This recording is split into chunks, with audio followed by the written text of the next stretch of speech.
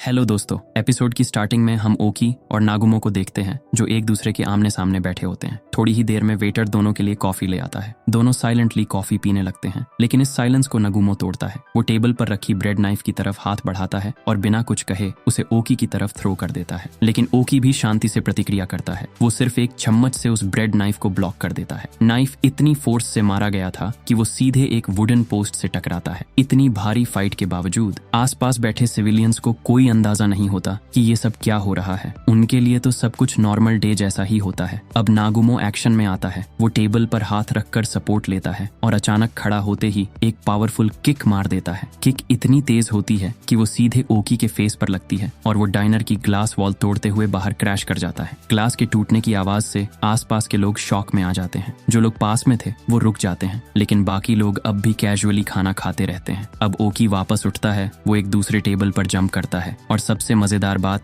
उसके हाथ में अब भी उसकी कॉफी कप है। ओकी कहता है, क्या मैं अपनी कॉफी शांति से नहीं पी सकता? फिर वो आराम से कॉफी पीने लगता है। नागुमो मजाक में बोलता है, तुम कुछ भूल गए मिस्टर ओकी। ओकी थोड़ा इंटरेस्टेड होकर पूछता है, ओह क्या चीज? नागुमो हंसते हुए एक रिसीट निकालता है और कहता है, बिल पेड है। वो रिसीट ओकी के चेहरे के बिल्कुल पास लाकर टीज करने लगता है। ओकी गुस्से में आकर एक जोरदार पंच मारता है। पंच इतना स्ट्रांग होता है कि दोनों डाइनर हॉल से बाहर गिर जाते हैं। हवा में ही ओकी बोलता है, मुझे उसकी जरूरत नहीं है। नागुमो जवाब देता है, बॉस लोग तो बिल पे करते हैं ना? ओकी कहता है, माफ करना, अब मैं तुम्हारा बॉस नहीं हूँ। नागुमो अब अपना वेपन निकालता है। वो एक सूटकेस टाइप केस खोलता है और अंदर से वेपन निकालता है। नागुमो कहता है, ठीक है, फिर जो जिंदा बचेगा वही बिल भरेगा। ओकी भी बिना देर किए अपना वेपन निकालता है और रेडी हो जाता है। ओकी एक ट्रैफिक लाइट के ऊपर जंप करता है और वहां से फुल फोर्स अटैक लॉन्च करता है। नागुमो रेडी होता है। वो भी अपना वेपन निकालकर उसे ब्लॉक कर देता है। दोनों के अटैक्स हवा में ही टकरा जाते हैं। ओकी दूसरी बार अटैक करता है, लेकिन नागुमो की भी स्पीड बहुत ज्यादा है। वो पीछे हटकर डॉज कर लेता है। ओकी का वेपन इतनी फोर्स से गिरता है कि जमीन में धंस जाता है। अब दोनों जमीन पर उतरते हैं और ओकी बोलता है, तुमने जो पहले कहा था कि तुम्हारे बिना JAA हार जाएगा, मेरे पास तुम्हारे लिए एक चेतावनी है। नागुमो ओकी की तरफ ध्यान से देख रहा होता है और चुपचाप उसकी बातें सुन रहा होता है। ओकी धीरे धीरे चलते हुए नागुमो की तरफ आता है और बोलता है, तो चलो मैं तुम्हें एक एडवाइस देता हूँ, ज्यादा एरोगेंट मत बनो नागुमो। ऑर्डर की रूलिंग का टाइम अब बहुत पहले ही खत्म हो चुका है। ओकी अपनी बात को कंटिन्यू करते हुए कहता है, हमने अब ऐसे असैसिन्स को रिक्रूट करना शुरू कर दिया है जिनके पास एक्स्ट्रॉर्डिनरी टैलेंट है। उसकी बातों से साफ पता लग रहा था कि वो एक न्यू जनरेशन ऑफ असैसिन्स तैयार कर रहा है जो ओल्ड ऑर्डर की जगह लेने के लिए तैयार हैं। फिर सीन नॉर्मल सिविलियंस की तरफ शिफ्ट होता है और हम दो सिविलियंस को देखते हैं। पहला सिविलियन कहता है, पब्लिक सिक्योरिटी तो इन दिनों बहुत खराब होती जा रही है। दूसरा सिविलियन कहता है, हाँ ये सब उस नए ग्रुप की वजह से हो रहा है, new Japanese association of Assassin's. इसी बीच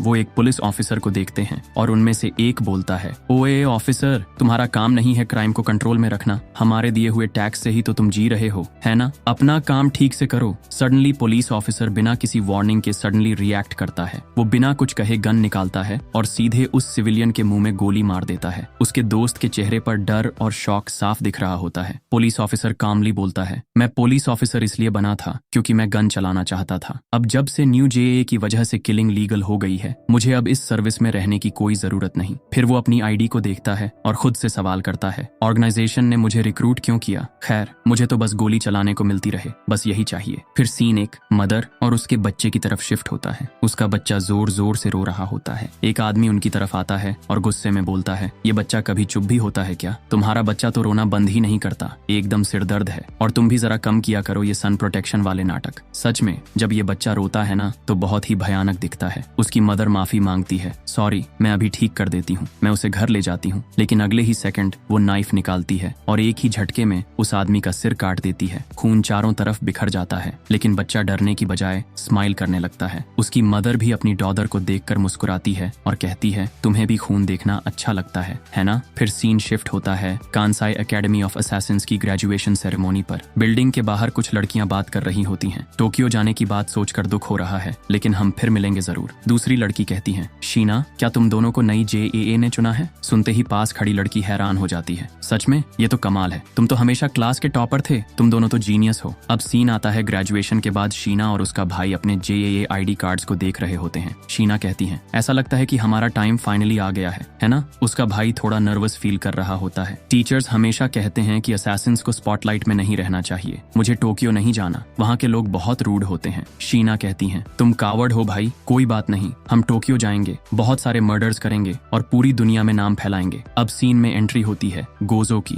गोजो दूर से दोनों को देखता है और बोलता है, टोरेस, हमारे पास कुछ जोश से भरे हुए जूनियर हैं। मैं कभी स्कूल नहीं गया, इसलिए जूनियर होना मुझे बहुत एक्साइटेड कर रहा है। टोरेस अनॉय होकर कहता है, तुम वाकई बहुत वियर्ड हो। और यहीं पर ये वाला चैप्टर खत्म हो जाता है। स्क्रीन पर अगले चैप्टर की रिलीज डेट आ रही होगी। अगला चैप्टर 3 अगस्त को आएगा। और इसी के साथ आज का वीडियो यहीं पर खत्म होता है।